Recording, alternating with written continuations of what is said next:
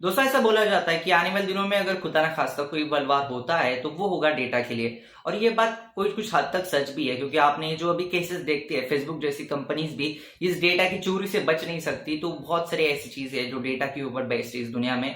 और आज की डेट में डेटा एक बहुत इंपॉर्टेंट चीज है। लेकिन फार्मेसी कंप्लीट करने के बाद आप डेटा में अपना खुद का करियर कैसे बना सकते हो, इसके बारे में ये वीडियो है। मैं खुद डेटा फील्ड में काम करता हूँ, एज ए डेटा एनालिस्ट एक कंपनी में काम करता हूँ, तो मुझे इस चीज के बारे में थोड़ी बहुत क्लियरिटी अभी पिछले कुछ महीनों से काम करते हुए आ गई है। तो अगर आप फार्मेसी ग्रेजुएट होती हो तो उसके बाद आने वाले दिनों में कौन सी जो नई फील्ड है जो इमर्ज हो सकती है, इसके बारे में ये वीडियो है। वीडियो को मैं स्टार्ट करूँ उससे पहले, मेरा नाम है विशाल, इस चैनल का नाम है विशाल अभी लाइव, और यहाँ पे हम लोग बात करते हैं फार्मेसी के रिलेटेड हमेशा। तो मेक श्योर करना आप चैनल को सब्सक्राइब कर रहे हो। और एक इंपॉर्टेंट बात, अगर आप जॉब ढूंढ रहे हो और अगर आपके पास अच्छा सा रिज्यूम नहीं है तो डिस्क्रिप्शन बॉक्स में लिंक है, उस लिंक के ऊपर जाकर आप हमारे साथ रिज्यूम बुक भी कर सकते हो। आपका रिज्यूम हमारी टीम की तरफ से आपको बना दिया जाएगा और देखते हैं आपको उसके बाद जॉब क्यों नहीं मिलता है, फिर जॉब के लिए आपको क्या कुछ हेल्प लगती है। सबसे इंपॉर्टेंट बात कि डेटा एनालिस्ट और या फिर डेटा के फील्ड में आपका करियर कैसे बना सकते हो, बहुत इंपॉर्टेंट चीज है दोस्तों, इस चीज को बहुत ध्यान से सुनना।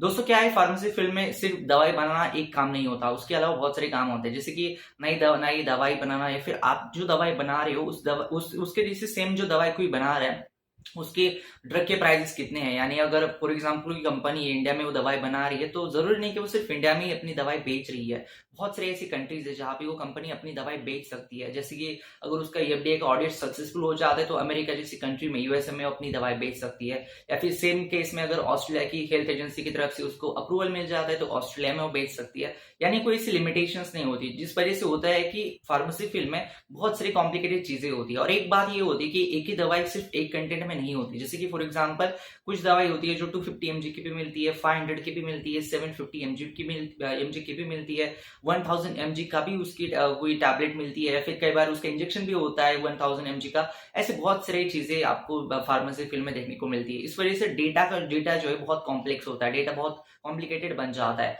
उस डेटा को एनालिसिस करना एक बहुत इंपॉर्टेंट टास्क बन जाता है, जहां पे बहुत सारी फील्ड्स का रोल आता है। जैसे कि for example market research field बहुत इंपॉर्टेंट है, बहुत इंपॉर्टेंट फील्ड ये आने वाले दिनों में भी बन सकती है। मार्केट रिसर्च में क्या किया जाता है कि एक ही दवाई बहुत सारी कंट्रीज में अगर बेच रहे हैं तो हर एक कंट्री में कौन कौन सी प्राइजेस उस ड्रग के ऊपर लगाए हुए हैं, और उस ड्रग के प्राइजेस के अनुसार अगली कोई कंपनी सेम दवाई बनाना चाहती है तो अपने प्राइजेस वो डिसाइड कर सकती है। जैसे कि अगर दवाई बनानी है तो उसकी बैकग्राउंड में बहुत सारी चीजें होती है, उस तरह से वो रॉ मटेरियल खरीद सकती है उस भाव में, जिस तरह से जो फाइनल प्रोडक्ट है उसकी प्राइस कम हो अपने कॉम्पिटिटर से। ऐसे बहुत सारे डिसीजन उन्हें बनाने पड़ते हैं, और यहाँ पे डेटा एनालिस्ट या फिर डेटा एनालिसिस की बहुत इंपॉर्टेंट रोल साबित हो जाता है। अब बात आती है कि इसका फ्यूचर क्या है। दोस्तों देखो, ये फील्ड जो है फार्माकोविजिलेंस जैसी बहुत पुरानी भी नहीं है और फार्माकोविजिलेंस जैसी सैचुरेट अब भी नहीं हुई है करंटली।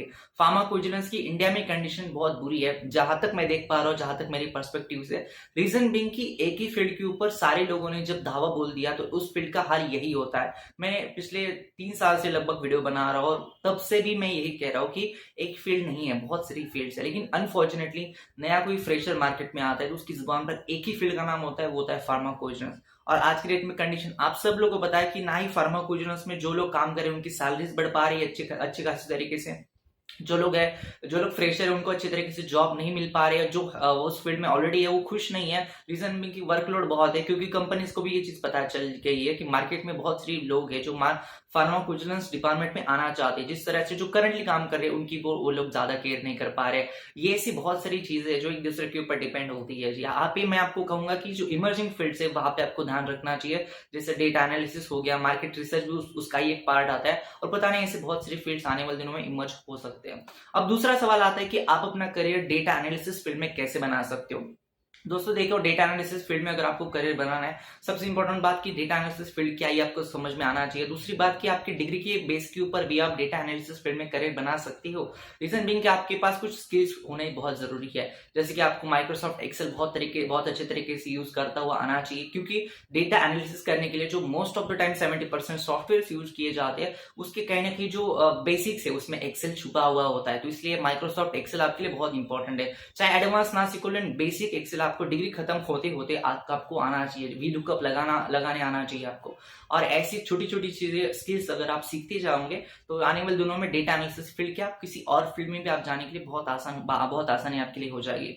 अब ये तीसरा सवाल आ जाता है कि इस फील्ड में क्या अच्छी खासी सैलरी आपको मिलेगी। तो इसका सवाल भी बहुत सिंपल है दोस्तों, कि डेटा एनालिसिस जो फील्ड है मोस्ट ऑफ द टाइम ये प्रोडक्ट बेस्ड फील्ड में आती है, जैसे कि फार्माकोविजिलेंस है या फिर कोई और फील्ड है, वो एक सर्विस बेस्ड सेक्टर में या फिर सर्विस बेस्ड कंपनी में बहुत बड़े पैमाने के ऊपर उनके क्लाइंट्स से बहुत बड़े पैमाने के ऊपर उनके बिजनेस चलते हैं। लेकिन डेटा एनालिसिस एक प्रोडक्ट बेस्ड होती है, जहाँ पे data analysis product based category में आती है सर्विस, जिस वजह से होता है कि डेटा एनालिसिस में जो सैलरीज है वो भी अच्छी खासी थोड़ी बढ़कर आपको मिलती है as compare to the service sectors. लेकिन इसका मतलब ये नहीं कि हर बारी आपको ज्यादा मिलेंगे, डिपेंडिंग आपकी क्वालिटीज, आपकी पर्सनैलिटी, आपका इंटरव्यू और आपका परफॉर्मेंस, इसके ऊपर बहुत सारी चीजें डिपेंड करेगी। लेकिन आपने आपको ओवरऑल आइडिया दे सकता हूँ कि आपको रफली थोड़ा सा 10 to 15% ज्यादा मिलेगा as compare to the service based जो फील्ड है, पीवीजे से, उनकी फील्ड से। तो ये टोटली आपको ओवरऑल सिनेरियो हो गया डेटा एनालिटिक्स फील्ड में। अगर आपको कोई सवाल होता है तो आप मुझे कमेंट बॉक्स में नीचे जरूर बता सकते हो, हो सकूंगा मैं आप लोगों को रिप्लाई करने की भी कोशिश करूंगा। ये था आज का वीडियो को मैं एंड करूं उससे पहले चैनल को सब्सक्राइब कर देना, इस वीडियो को लाइक कर देना, आप इस वीडियो को आपके दोस्तों के साथ जरूर शेयर कर देना। धन्यवाद दोस्तों ये वीडियो देखने के लिए, धन्यवाद।